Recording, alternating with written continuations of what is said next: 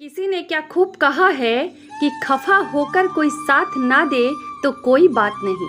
खफा होकर कोई साथ ना दे तो कोई बात नहीं, साथ रहकर कोई दगा दे बस ये बर्दाश्त नहीं। दोस्तों, राम और रावण का युद्ध अश्विन शुक्ल पक्ष की तृतीया को प्रारंभ हुआ था और दशमी को यह युद्ध समाप्त हुआ था, लेकिन युद्ध तो उससे पहले ही जारी था। कुल मिलाकर युद्ध 32 दिन चला था। राम जी लंका में कुल 111 दिन रहे थे। राम ने जब रावण का वध किया तो किस तरह से किया, चलिए जानते हैं। रावण को मारने में लगी थी सारी शक्तियाँ, जैसे हनुमान जी, लक्ष्मण, सुग्रीव, अंगद, जामवंत, गरुड़ भगवान और विभीषण। सभी ने श्री राम की मदद की थी, लेकिन रावण बड़ा ही शक्तिशाली और मायावी था।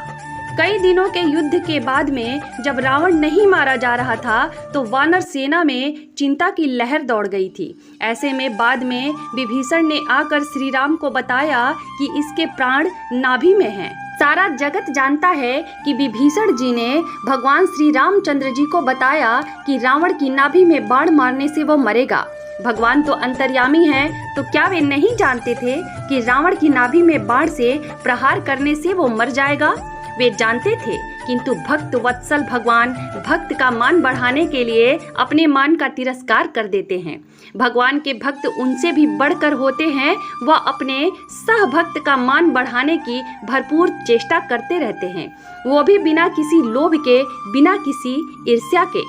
यह भजन का मार्ग है ही ऐसा। इसमें व्यक्ति अपना पराया कुछ नहीं देखता, क्योंकि साधु की नजर में सभी प्राणी प्रभु के ही हैं, अतः सभी प्राणी उसके अपने ही हैं। रावण को मारने की युक्ति विभीषण ने दी। राम भक्त हनुमान जी ने राम भक्त विभीषण को इसका श्रेय लेने दिया, जबकि रावण के वध के मूल में है श्री हनुमान।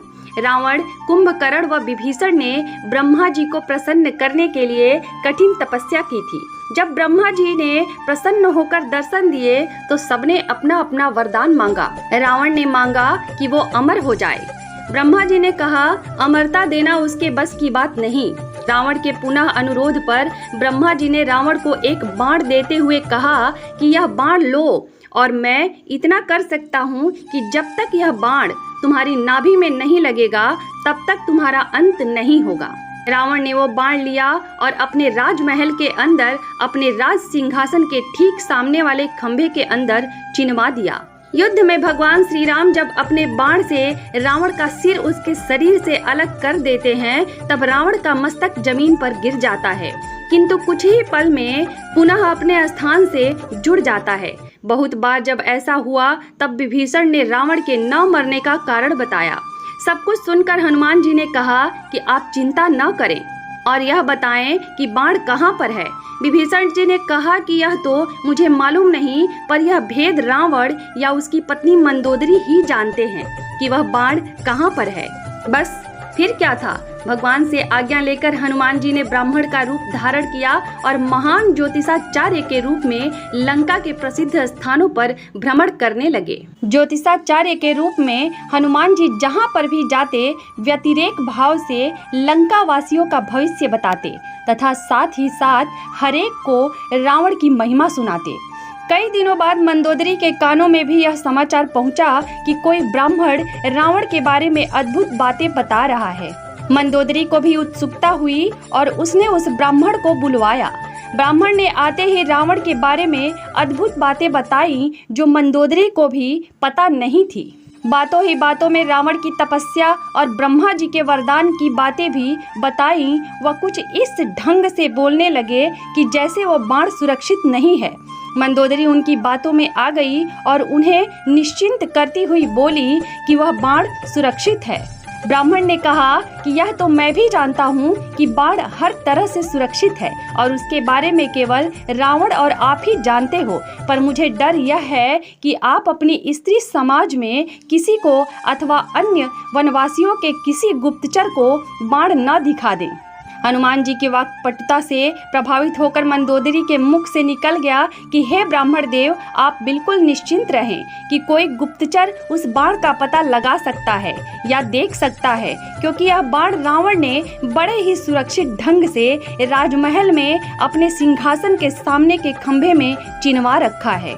सुनते ही हनुमान जी असली रूप में आ गए व जय श्री राम के नारे के साथ एक घूसे से उन्होंने वह खंभा तोड़कर उसमें से बाण निकाल लिया और प्रभु श्री रामचंद्र जी को लाकर दे दिया और उसी बाण से रावण का वध हुआ। बहुत कम लोगों को मालूम होगा कि भगवान राम के धनुष का नाम कोदंड था, इसीलिए प्रभु श्री राम को कोदंड कहा जाता था।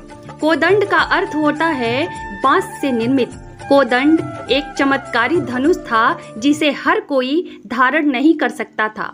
कोदंड एक ऐसा धनुष था जिसका छोड़ा गया बाण लक्ष्य को भेद कर ही वापस आता था। प्रभु श्री राम इस धनुष का उपयोग तभी करते थे जब बहुत ही आवश्यक हो। श्री राम ने कोदंड से रावण का वध किया था। रामायण की एक कथा के अनुसार यह भी कहा जाता है कि प्रभु श्री राम ने रावण का वध कोदंड से बाण से नहीं किया था, क्योंकि जिस तरह रावण के प्राण उसकी नाभि में थे, उसी तरह उसके प्राण लेने के लिए उसके महल में गुप्त जगह पर रखा था एक विशेष धनुष। विभीषण ने प्रभु श्री राम को बताया था कि रावण को मारने के लिए एक विशेष अस्त्र की आवश्यकता है, नहीं तो यह कभी नहीं मरेगा और यह युद्ध ऐसे ही चलता रहेगा। जब रावण सीता का हरण करके लंका ले आया था, तब मंदोदरी ने रावण को इसके लिए रोका था। मंदोदरी ने रावण को समझाया था कि पराई स्त्री को इस तरह अपहरण करके लाना धर्म के खिलाफ है। रावण नहीं माना, उसने मंदोदरी की बात को मजाक में उड़ा दिया। फिर राम के दूत के रूप में हनुमान लंका आए, सीता को लंका में खोजा और लंका को जला भी दिया। जब हनुमान लंका से लौट गए, लंका को फिर व्यवस्थित किया गया। तब मंदोदरी ने पूरी लंका में अपनी गुप्तचरों को लगा दिया। लंका के लोग तरह तरह की बातें करने लगे थे। हनुमान के बल और उनके द्वारा लंका को जलाने को लेकर लंका वासियों में बहुत डर था। सबका कहना था कि जिसके दूत ने आकर अकेले ही इतने राक्षसों को मार दिया, लंका को जला दिया, अगर वो खुद यहाँ युद्ध करने आ जाए तो हमें कौन बचाएगा। अपने गुप्तचरों से इस तरह की बात सुनकर मंदोदरी ने रावण को फिर समझाया कि राम से दुश्मनी करना ठीक नहीं है, सीता को लौटा देने में लंका की भलाई है। तब रावण ने हंसते हुए कहा कि तुम औरतों का स्वभाव ही होता है, जब कोई मंगल कार्य होता है तो तुम डरने लगती हो। वानर और इंसान हमारा कुछ नहीं बिगाड़ सकते, मेरे नाम से ही 10 दिशाएं कांपने लगती हैं और मेरी पत्नी होकर तुम इतना डरती हो। रावण ने मंदोदरी की बात पर जरा भी ध्यान नहीं दिया। एक बार की बात है, परमेश्वर मुनींद्र नल तथा नील को शरण में लेने के उपरांत श्रीलंका में गए। वहां पर एक परम भक्त चंद्र विजय जी का 16 सदस्यों का पूर्ण परिवार रहता था।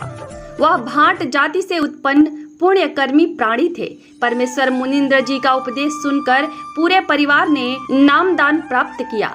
परम भक्त चंद्र विजय जी की पत्नी भक्तमती कर्मवती लंका के राजा रावण की रानी मंदोदरी के पास नौकरी करती थी।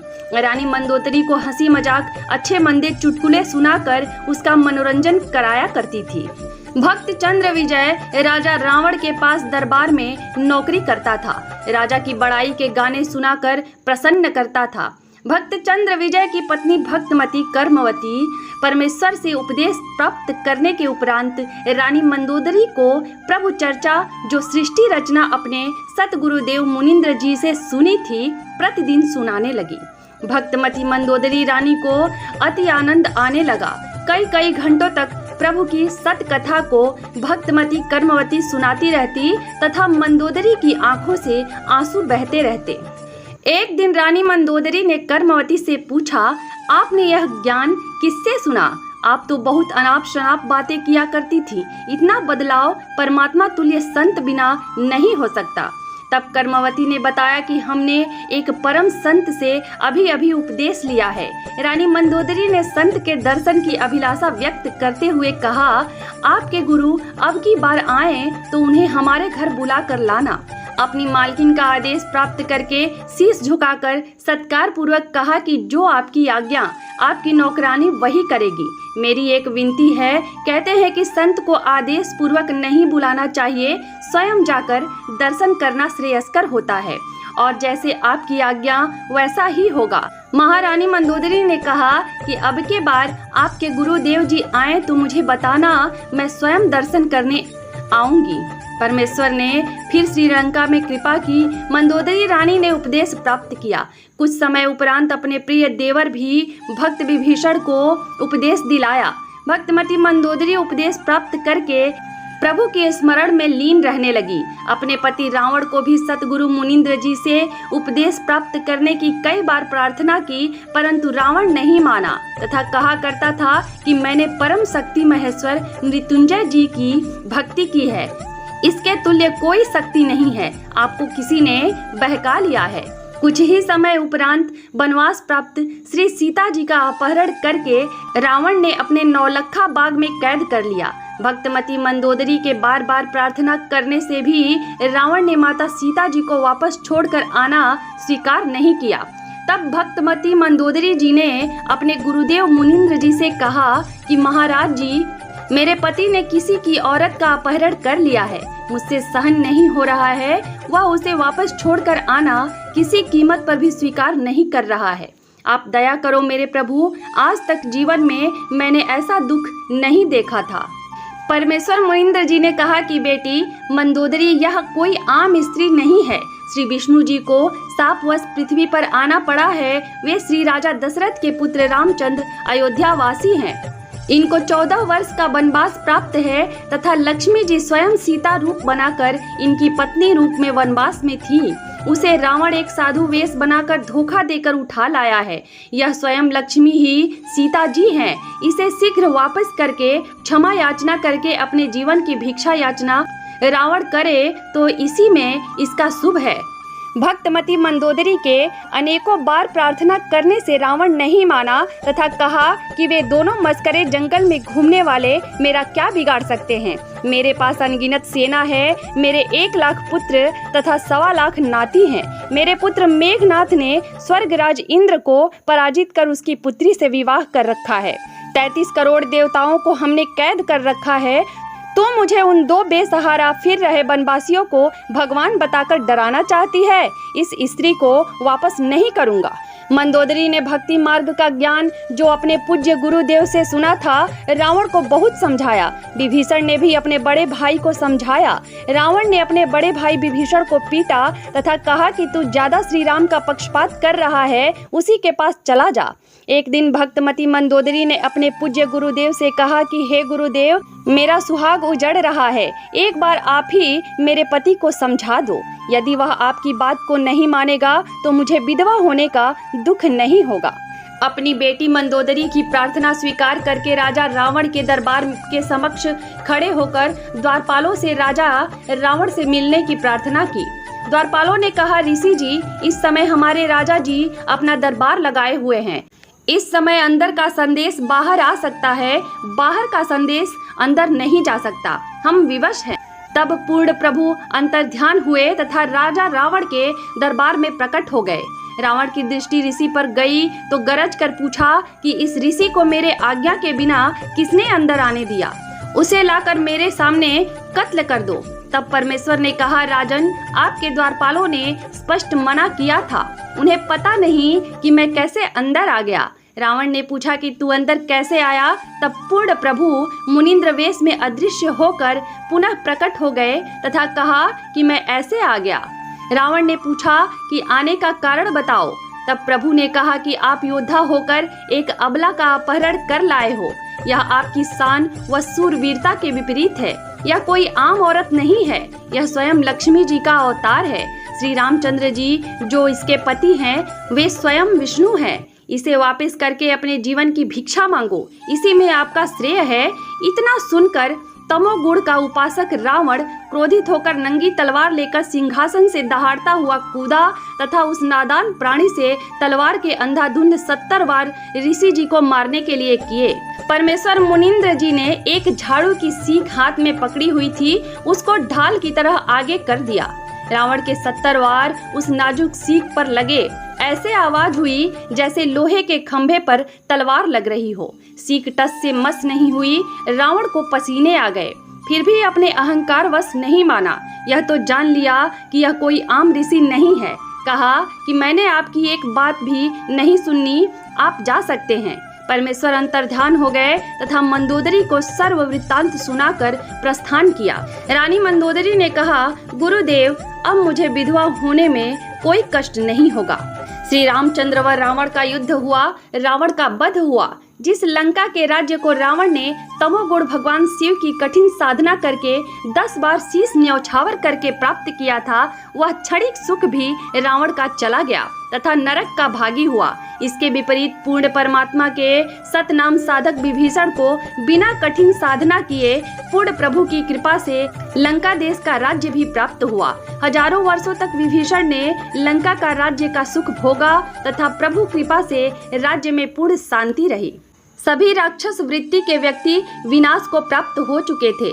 भक्तमती मंदोदरी जब भक्त विभीषण तथा परम भक्त चंद्र विजय जी के परिवार के पूरे 16 सदस्य तथा अन्य जिन्होंने पूर्ण परमेश्वर का उपदेश प्राप्त करके आजीवन सत भक्ति की, वे सर्व साधक यहाँ पृथ्वी पर भी सुखी रहे तथा अंत समय में परमेश्वर के विमान में बैठकर सतलोक में चले गए। तो दोस्तों, ये थी एक छोटी सी जानकारी। अगर आपको वीडियो पसंद आई हो तो इसे लाइक शेयर जरूर करें और चैनल पर नए हो तो चैनल को सब्सक्राइब जरूर करें। Thank you, bye.